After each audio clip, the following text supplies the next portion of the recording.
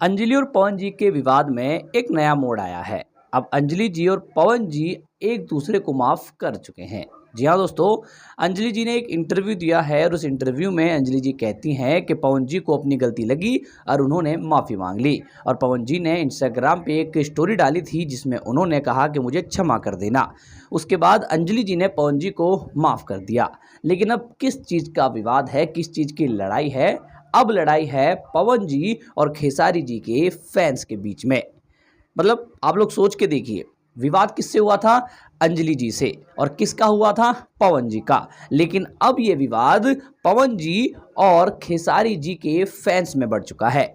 हुआ ऐसा था कि भैया अंजलि जी ने जब से वो लाइव वीडियो डाला था, उसके बाद जो खेसारी जी के फैन पेज चलाने वाले हैं उन लोगों ने ढूंढ ढूंढ के पवन सिंह के पुराने वीडियोस को अपलोड करना चालू कर दिया।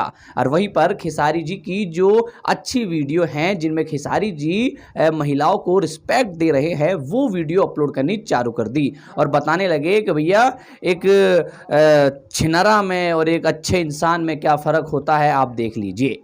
उसके बाद होता यह है कि भैया पवन जी के फैन पेज चलाने वाले हैं वो खेसारी लाल यादव जी के पुराने पुराने वीडियोस को अपलोड करने लगते हैं और कहते हैं कि भैया खेसारी लाल यादव जी ने भी स्टेज पे महिलाओं का अपमान कर रखा है, महिलाओं के लिए ये बोल रखा है, महिलाओं के साथ डबल मीनिंग बातें कर रखी हैं।